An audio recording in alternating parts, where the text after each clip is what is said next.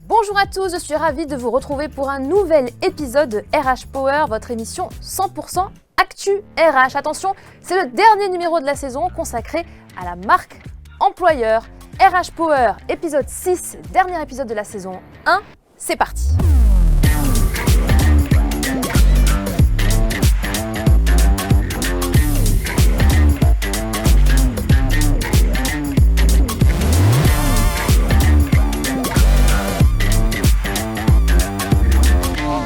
Allez, on va commencer tout de suite avec le chiffre de la quinzaine. 56,2%, c'est le chiffre de notre quinzaine. 56,2%, c'est la proportion des recruteurs qui identifient l'amélioration de la visibilité de leur marque employeur comme un chantier à prioriser. C'est une étude Relance RH réalisée par Golden Bees et le Hub Institute en mai 2021. Avec ce chiffre, vous connaissez désormais le thème de l'émission. Il s'agit pour ce numéro de la marque employeur et de l'employee advocacy. Et j'ai le plaisir aujourd'hui d'accueillir tout de suite mon invité, le capitaine de vaisseau de la Marine nationale, David Sanson, qui a quitté le navire pour être avec nous aujourd'hui. Bonjour David. Bonjour Clémence. Alors on va se tutoyer David si ça ne te dérange pas. Pas du tout. Et je vais commencer par une courte biographie, courte je dis parce que tu as une carrière qui est assez longue derrière toi déjà. Tu as commencé à 19 ans. Dans la marine, en tant que navigateur timonier. Tu as servi ensuite sur de nombreux navires de guerre à Toulon comme spécialiste de la navigation. Tu cumules 1000 jours de mer, soit 15 tours du monde, c'est assez impressionnant. Et tu es passé par plusieurs métiers au cours de ta carrière. Donc, je l'ai dit, navigateur timonier, ingénieur mécanicien, chef machine, officier dans les finances publiques. Donc, pour cela, tu es passé par une évolution en interne.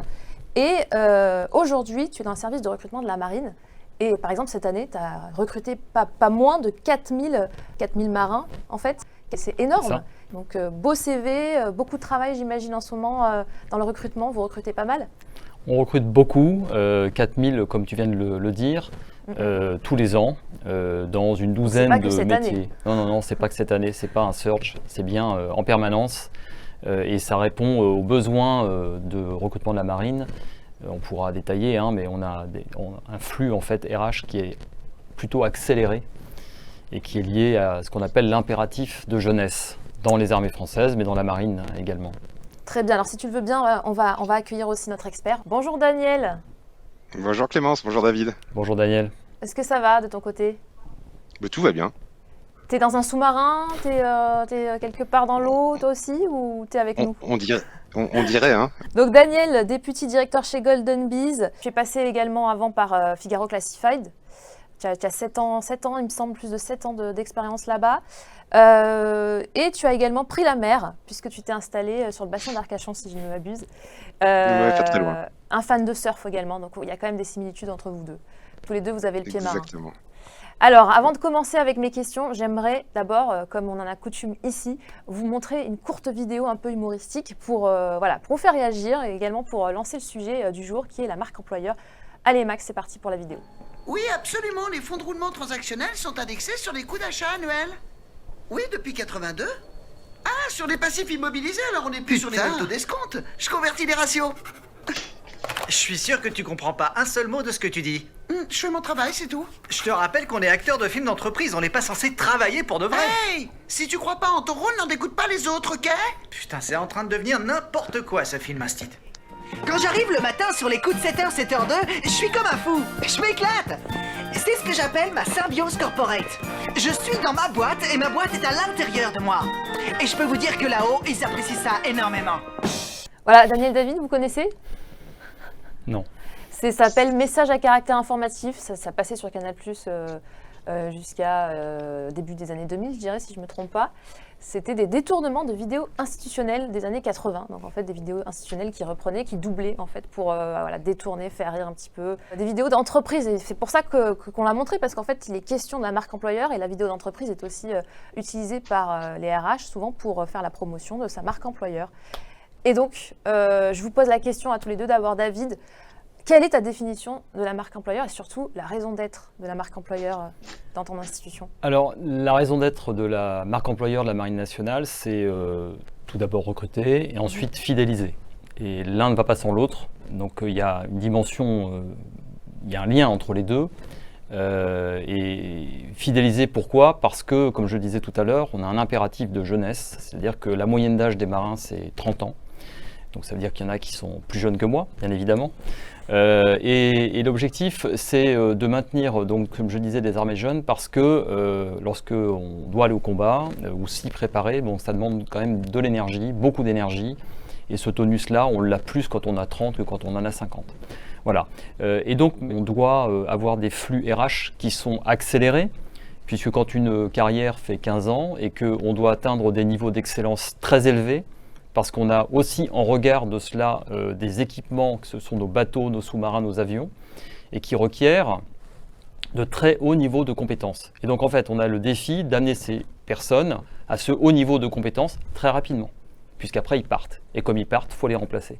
Donc, en fait, quand on dit 4000 recrutements, ça veut dire qu'il y a à peu près 4000 départs également tous les ans de la marine, de marins qui vont faire une deuxième carrière ailleurs, et il faut les remplacer, nombre pour nombre. Et après, il y a la montée en compétences qui se fait lentement. Donc, quand quelqu'un part à bout de 15 ans de marine, eh bien, il faudra 15 ans pour former finalement son successeur, puisque la pyramide RH de la marine, en fait, c'est une pyramide, on ne rentre que par le bas, c'est-à-dire qu'à quelques exceptions près. Tu es bien placé pour le savoir. On ne rentre que quand on est jeune. Voilà. Et on monte comme ça. Donc, on ne peut pas prendre par exemple, si j'ai besoin d'un commandant de sous-marin, eh bien, je ne peux pas le recruter dans le privé, dans le civil. Il n'y a que chez moi qu'on en trouve. Donc, on doit les former, les préparer, ça prend beaucoup de temps. Voilà. Très bien. Ça, c'était pas la définition de la marque employeur, c'était juste la raison d'être. Et la définition, je le fais très rapidement, ça correspond à tout d'abord une offre métier qui est très très large et qui est responsabilisante pour les marins, accompagnée d'une formation qui est gratuite, rémunérée. Donc c'est un facteur qui permet un facteur social très avantageux, très égalisant dans l'approche. Et ensuite une évolution tout au long de la carrière. On ne peut pas rester dans le même poste pendant 10 ans, ça n'existe pas. Vous devez évoluer, c'est obligatoire. Daniel, un petit commentaire par rapport à ce qui vient d'être dit, à la lumière de toi, de ce que tu fais actuellement, de la boîte dans laquelle tu évolues. Qu'est-ce que tu peux nous dire par rapport à cette marque employeur ? Je vais peut-être donner une définition beaucoup plus large de la marque employeur. En fait, on entend souvent dire que la marque employeur, c'est montrer à l'extérieur ce qui se passe à l'intérieur, mais ça réduit uniquement à la communication externe. Et en fait, ce que j'ai bien aimé auprès de David, c'est de parler de l'interne également. Donc, c'est de la communication à l'externe auprès des candidats potentiels et en interne, avec un alignement complet de toute la direction. C'est-à-dire que parce qu'il peut y avoir un impact. Aujourd'hui, on parle de la marine, c'est une institution, tout le monde connaît. Quand on parle d'autres marques, on peut avoir une marque forte, mais une marque employeur moins forte. Je peux penser à la restauration, par exemple, où parfois on connaît très bien la marque, mais moins la marque employeur. Et en gros, l'interne et l'externe a autant d'impact, et il faut clairement que toutes les directions soient alignées pour que la communication soit la plus efficace et la plus impactante. Merci. Deuxième question, donc on l'a vu, vous êtes au taquet sur la marque employeur au sein de la Marine nationale et ça a un impact réel sur votre stratégie de recrutement. Est-ce que vous pouvez nous en dire un peu plus en termes d'objectifs et d'enjeux? Quels sont-ils pour vous? Alors, nous, les objectifs, on l'a dit, c'est 4000 recrutements.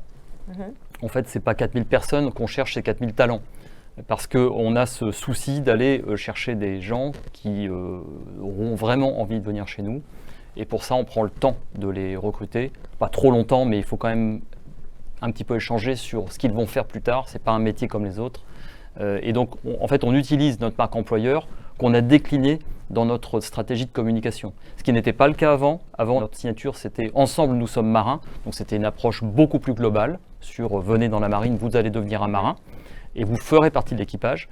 Alors que là, on a choisi d'expliquer ce que l'on faisait pour les gens qui venaient chez nous. C'est-à-dire qu'on leur offre un métier qu'ils exerceront dans un environnement exceptionnel. On leur garantit des formations dans de vraies écoles. Ce n'est pas simplement des stages d'adaptation à l'emploi, ce sont de vraies formations de plusieurs mois. Et non seulement ça intervient au début de la carrière, mais ça intervient tout au long de la carrière. Voilà. Et puis ce que l'on rajoute en plus, c'est la vie en équipage, qui est expliquée également, puisque c'est un petit peu comme si vous faisiez votre métier tous les jours dans cet immeuble, pendant plusieurs mois, sans rentrer chez vous. Donc nécessairement, ça crée une relation avec les collègues de travail qui ne peut pas être la même que quand on rentre chez soi le soir. Voilà, si je pouvais faire une comparaison, ça serait celle-là. Et ça forge un savoir-être qui est unique. Et ça, c'est une des forces de la marque employeur de la Marine nationale. Eh bien, on peut dire que vous êtes dans les 56,2% des recruteurs qui priorisent du coup ce chantier et même plus, vous êtes en avance. Daniel, c'est un exemple pour les autres entreprises, la Marine nationale? Ouais, c'est clairement un exemple. Ils ont été forcés d'innover dans l'approche, créer des formations dédiées, accompagner tout ça. Il me semble même qu'il y a des nouvelles façons d'accompagner des personnes par rapport à leur choix. Aujourd'hui, avec la crise sanitaire qu'on a vécue, des entreprises se sont rendues compte qu'elles étaient peut-être pas assez centrées sur leurs employés. Et en gros, on a fait une étude récemment qui s'appelle Relance RH, dans laquelle on a posé beaucoup de questions suite à la crise sanitaire. Et on a eu 70% en fait des entreprises qui ont répondu que va y avoir besoin de nouveaux modes de communication et de relais pour la marque employeur. Et le chiffre peut-être le plus marquant, c'était 44% ou 48% où c'était une marque employeur davantage centrée sur l'individu. Chose que la marine fait déjà en focalisant sur les métiers, mais surtout sur l'individu et les individus au sens large. Très bien. Est-ce que cette stratégie-là que vous déployez, ça permet d'avoir le vent en poupe, si je puis faire un jeu de mots, auprès des candidats? Est-ce que ça marche? Alors ça marche, puisqu'en fait on leur parle de métier, donc je trouve que c'est plus facile que de leur dire vous serez marin. Une fois qu'on a dit vous serez marin, la question suivante c'est oui mais je vais faire quoi? Donc là au moins les choses sont, je trouve, beaucoup plus claires. Et je rebondis sur ce que vient de dire Daniel, c'est l'approche sur l'humain. Quand le commandant du Charles de Gaulle était interviewé au journal de France 2 et au bout de 4 mois de mer, de 4 mois de mission, il parle de son bateau, il commence par parler de son équipage. Voilà. Et il dit que la clé de la réussite de la mission, c'est son équipage. Donc ça, je trouve que c'est très intéressant parce que justement, c'est pas, on ne fait pas exprès de placer l'humain au début, mais un bateau sans son équipage n'a aucun sens. Et surtout, comme je le disais, quand on passe 4 mois ensemble, nécessairement, c'est pas simplement une somme de compétences, mais c'est un écosystème qui va au-delà de simplement faire son travail. L'humain, là-dedans, il a une place qui est centrale. Donc vous êtes vraiment à l'écoute des candidats, vraiment à l'écoute Oui. de ce que demandent les jeunes, parce qu'on a noté aussi côté RH Power qu'il y avait beaucoup de changements dans ce qu'attendaient les candidats d'aujourd'hui. Ce n'est pas les mêmes qu'il y a 20 ans, par exemple. Oui, alors qu'il y a 20 ans, c'est certain. Par contre, par rapport à avant la crise, la quête de sens, le concret, le fait de se sentir utile, tout ça existait avant, mais disons que ça a été probablement accéléré. Il y a eu un avant-après crise Covid. Oui, je pense, mais en fait, tout le monde a pas très bien vécu cette crise. Mais je ne pense pas qu'il y ait une révolution de ce que veulent les jeunes. Ça a évolué, ça a accentué leur désir. Et pour répondre à votre question, qu'est-ce qu'on fait pour eux? En fait, déjà, dans les centres de recrutement, les marins qui accueillent les jeunes ne sont pas des recruteurs. Ils s'appellent des conseillers en recrutement. Parce que la démarche de recrutement, c'est comme un contrat, ça se fait à deux. On ne peut pas forcer les gens à signer un contrat, et on ne le souhaite pas d'ailleurs. Il faut qu'on explique bien en quoi consiste la vie de marin. La vie de militaire, la vie de professionnel, et puis aussi on répond à des inquiétudes des gens sur leur vie personnelle. Quelle sera leur vie de famille? Est-ce qu'ils pourront se marier, avoir des enfants, etc. Et tout ça, on explique. Donc ce sont des gens qui ont fait du terrain, comme c'est le cas pour toi, par exemple? Tout à fait, oui. Le métier de recruteur dans la marine n'est pas une spécialité. Il n'y a pas d'école de recrutement. Donc nous choisissons des marins qui sont volontaires d'ailleurs pour venir dans les centres de recrutement, les CIRFA. Nous les castons, on a cette chance de pouvoir les choisir. Et une fois qu'on a compris qu'ils étaient bien en phase avec nous sur notre désir d'expliquer ce qu'étaient nos métiers pour qu'ils suscitent des vocations, c'est bien ça l'idée, et bien après on les prend avec nous et puis on leur apporte des formations un peu en marketing pour apprendre à parler, voilà. Mais c'est vraiment dans un second temps. Ce qui est important, c'est qu'ils se sentent l'âme de quelqu'un, d'un mentor, voilà, qui viendra expliquer ce qui va se passer après.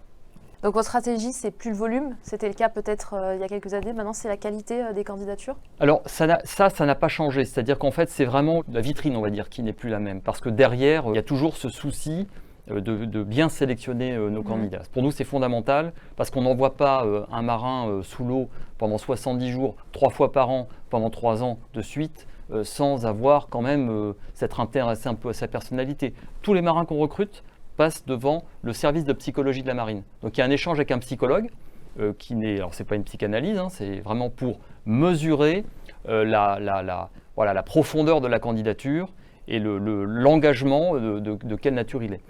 Et ça pour nous c'est vraiment fondamental. Après on peut compléter par des dispositifs que l'on a, comme par exemple, on travaille avec la start-up My Job Glasses, qui met en avant des ambassadeurs de la marine, que aujourd'hui on appelle d'ailleurs des mentors. Donc nous avons 300 mentors, donc des marins qui prennent de leur temps pour se rendre disponibles sur cette plateforme pour un éventuel échange avec un candidat. Et ensuite, eh bien, ils peuvent poser des questions à un ambassadeur au téléphone pendant passer une demi-heure, une heure au téléphone avec lui et lui dire bon alors comment ça se passe, est-ce que je peux faire du sport et le soir, la mère, vous faites quoi? Enfin des questions plus de la vie intime. Voilà. Et donc notre souci, c'est que le candidat, avant qu'il vienne chez nous, il ait vraiment bien compris là où il va, qu'il n'y ait pas de surprise. En fait, le 46% des jeunes, donc ça c'est une enquête qui a été menée d'ailleurs par My Job Glasses avec je ne sais plus quel organisme de sondage, et 46% des jeunes français quittent leur premier emploi au bout d'un an, c'est-à-dire quasiment 1 sur 2, donc c'est un gâchis immense. Nous, chez les cadres, il y a 5% qui quittent la marine au bout de 6 mois. Donc ça, on en est très fiers, parce que ça veut dire qu'on a pris le temps de bien expliquer ce qu'ils allaient faire. Voilà. Donc, et je crois que c'est cette idée que l'on se fait de là où on va aller et puis la réalité, il faut essayer de réduire l'écart. Et plus l'écart est mince, et en fait, plus vous avez de chances de succès. Parce que recruter des gens, ça coûte cher, c'est un investissement très important, donc du coup, autant y consacrer un peu de temps à dire la vérité, essayer de faire toucher du doigt ce que les jeunes vont vivre une fois qu'ils seront chez nous, plutôt que d'aller trop vite et puis finalement mal faire le travail et que eh bien, ils partent. Et eux auront perdu leur temps, nous on aura perdu notre temps, on aura perdu de l'argent. Au final, il n'y a pas de gagnant là-dedans. Daniel, un commentaire par rapport à ça? Moi, je trouve ça génial. On entend tous les mots qui font de la marque employeur. Alors, c'est des mentors, chez d'autres, c'est des ambassadeurs, des outils qui sont mis en place pour communiquer. Plutôt que de faire des vidéos métiers, autant échanger directement avec le métier et les personnes qui le vivent. En fait, tout est réuni pour que les entreprises qui ne sont pas spécialement des institutions puissent écouter, embrasser et le délivrer, parce que tout est mis en place aujourd'hui au sein de la marine pour que tout fonctionne bien. Et ce 5%, c'est un chiffre qui est je pense que plein d'entreprises vous envient. Merci. Dernier sujet à aborder, c'est le sujet qui est en vogue dans tous les secteurs, et particulièrement chez vous depuis très longtemps, c'est la reconversion. Comment ça se passe la reconversion chez vous? Très bien. La reconversion, c'est finalement être capable, une fois qu'on quitte la marine, de faire quelque chose. Et pour faire quelque chose, il faut mettre en avant tout ce qu'on possède. Et ce que les marins possèdent en quittant la marine, c'est justement toutes ces formations qu'ils ont eues toutes ces années, de manière très régulière. Les marins reçoivent en moyenne 23 jours de formation par an, qui est beaucoup. Et puis, il y a ce savoir-faire. Et quand vous apprenez votre métier à 300 mètres sous l'eau à bord d'un sous-marin quand vous êtes cuisinier, ou que vous êtes spécialiste en météorologie, mais que votre météo, vous la faites à Faa, en Polynésie, à Tahiti, ou que vous êtes commandant d'un bateau et que vous avez navigué sur toutes les mers du monde, vous apprenez votre métier, mais il y a aussi un savoir-être qui, je pense, est un des points forts de la marine. Lorsque vous quittez la marine, c'est ça que vous mettez en avant. Et en fait, les marins sont quasiment pas au chômage lorsqu'ils quittent la marine. Facile de se recycler après la marine, quoi. Oui, tout à fait. C'est une réalité. Daniel, je te laisse dire quelques mots par rapport à ce qui a été dit, puis même une petite conclusion pendant qu'on y est.